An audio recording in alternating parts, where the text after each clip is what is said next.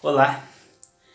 Hoje eu vou falar um pouquinho sobre os ossos que constituem o nosso corpo e vou dar algumas dicas para você estudar e memorizar os nomes dos ossos.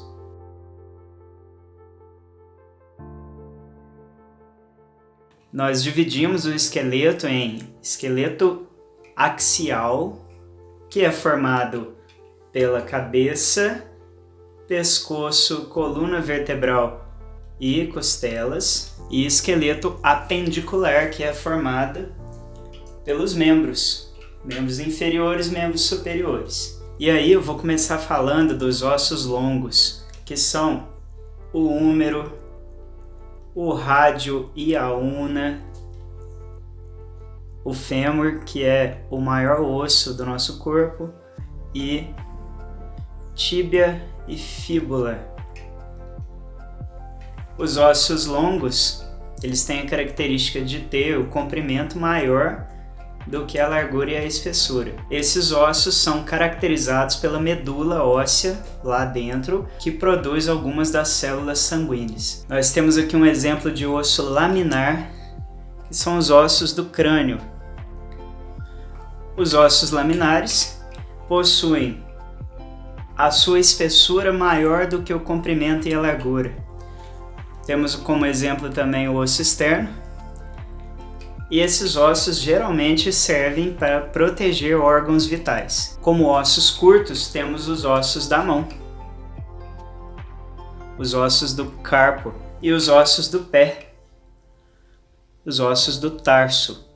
Esses ossos têm característica de serem curtos por terem as 3 dimensões equivalentes. Os ossos das mãos e os ossos dos pés servem para se adaptar a qualquer tipo de objeto que a gente pegar ou a qualquer tipo de solo que a gente pisar. Nós temos os ossos irregulares como um exemplo clássico, os ossos da nossa coluna, que não se encontra em nenhum dos padrões geométricos conhecidos. Esses ossos têm morfologia complexa e como exemplo temos o osso temporal aqui na têmpora e as vértebras da coluna. Para te ajudar, eu vou dar alguns exemplos de acidentes ósseos que podem ajudar a identificar alguns ossos. Nós conseguimos apalpar alguns ossos e com isso identificá-los.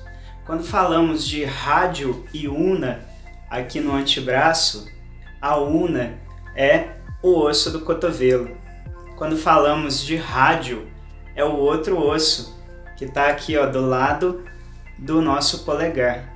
Lá no fêmur é possível apalpar o trocânter maior do fêmur, na região lateral da nossa coxa. Conseguimos apalpar a patela lá no joelho e os maléolos medial e lateral, sendo maléolo medial da tíbia, maléolo lateral da fíbula. Na mão, as nossas falanges proximais, mediais e distais, além dos ossos do metacarpo.